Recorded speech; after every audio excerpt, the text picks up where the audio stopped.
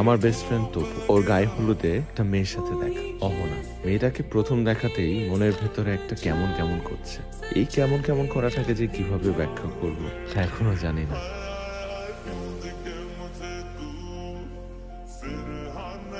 আমি কি শুধু মানুষের বিয়ে খেয়েই যাব? আমার রাজকুমার কোথায় কোথায় কোথায়? এখানে।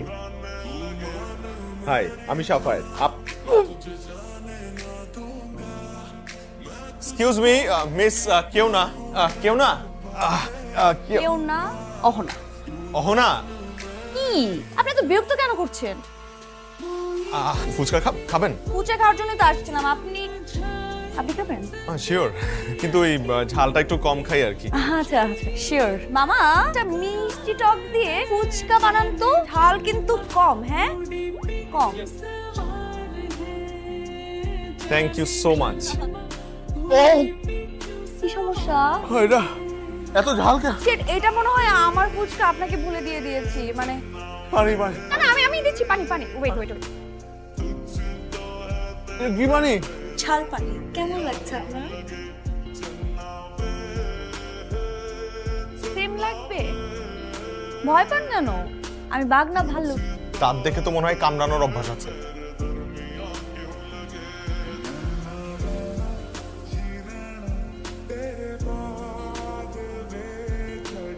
তপুর কাছ থেকে অহনার নাম্বারটা পেলাম। জানি না সে কোথায় আছে, কেমন আছে, তার সাথে আর কোনোদিন দেখা হবে কিনা সেটাও জানি না, কিন্তু মনের ভেতর তার জন্য এখনো সে কেমন কেমন করেই চলছে।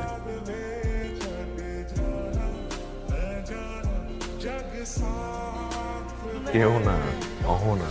ইন্টারভিউ দিতে এসে বসের সাথে ফাইজলামি করছেন। এখন যদি আপনার চাকরি না দেই? না না, প্লিজ এটা করবেন না। এই চাকরিটা আমার ভীষণ প্রয়োজন। এই চাকরিটা না পেলে ও বাচ্চা নিয়ে না খেয়ে মরতে হবে। আচ্ছা, কয়টা বাজে আপনার? 9টা। 9টা বাজে? তাহলে বিয়ে করেছেন কয়টা? বেশি না, 6টা।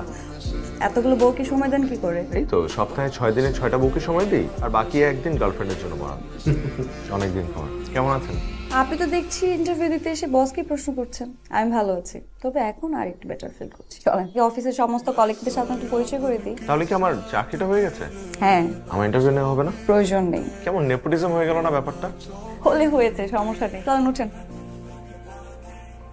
আমি কিন্তু আপনাকে অনেক খুঁজেছি। আসলে খুঁজছেন? ওই ঘটনার 2 মাস পর পরে আমি মেলবোর্নে চলে যাই।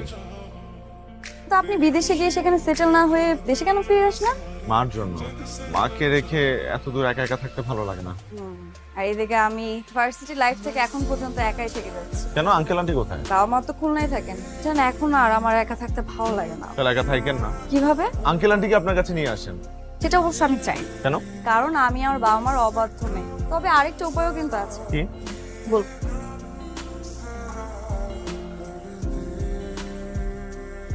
আপনি জানেন আমার 3টি ইচ্ছা আছে। লেট মি গেস, আপনার প্রথম ইচ্ছা you want to be Miss world.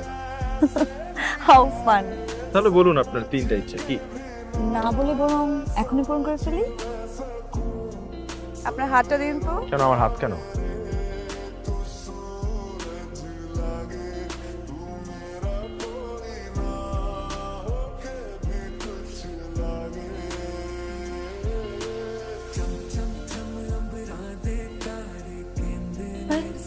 Anything wrong with you?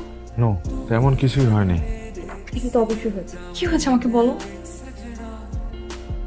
আচ্ছা ঠিক আছে, তোমার এখন কিছু বলতে হবে না। আমরা দুপুরে একসাথে লাঞ্চ করব, তখন শুনবো।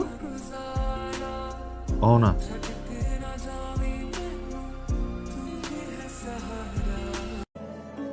আরে সাফায়েত ভাই, এতদিন কই ছিলেন? Phone off. এভাবে মানুষ গায়েব হয়ে যায় নাকি হঠাৎ করে? কার বিয়ে?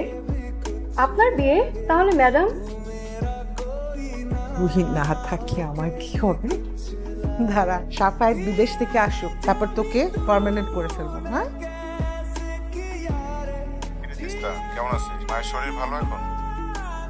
মা, তোমার শরীর এখন কেমন? আগের থেকে অনেক ভালো। তিস্তার কি হলো? শোনা বলে চলে গেল যে?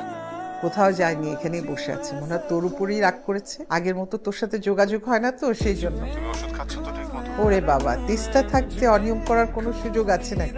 তিস্তা কোথায়? ওকে একটু ফোনটা দাও। তিস্তার সাথে আমার মা হুট করে আমাকে না জানিয়ে বিয়ে ঠিক করে ফেলেছিল। আসলে তিনি এবং তার মেয়ে তিস্তা আমাদের পরিবারের জন্য যা করেছে, সেখানে আমার কোনোভাবেই তাদের প্রস্তাব ফিরিয়ে দিতে পারেনি। সাফায়েত, তুমি আর তিস্তা একসাথে বড় হয়েছো, একজন আরেকজনকে চেনো জানো, সেই ভাবনা থেকেই আমি তোমার মাকে তোমাদের বিয়ের কথা বলি। আঙ্কেল আপনি হঠাৎ এসব বলছেন যে? সাফায়েত আমার একটাই মেয়ে, ও কথা বলতে পারে না, তো তাই ওর কথা কেউ না বুঝলে খুব কষ্ট পায়।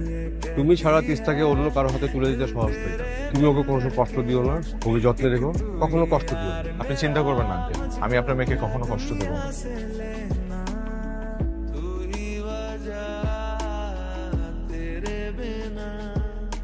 ছুটি কি 5 দিনে দিলেই হবে নাকি আরো 2 দিন বাড়িয়ে দিই?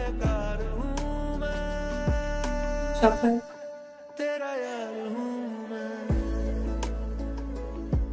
তিস্তা, আমার কিছু গুরুত্বপূর্ণ কথা বলতে চাই। আমার মনে হয় তোর আমাকে বিয়ে করাটা ঠিক হবে না। অহনা নামে একটা মেয়ে আছে, ওকে আমি 2 বছর আগে থেকেই চিনি, বিদেশ যাওয়ার আগ থেকে। But I have slept with her.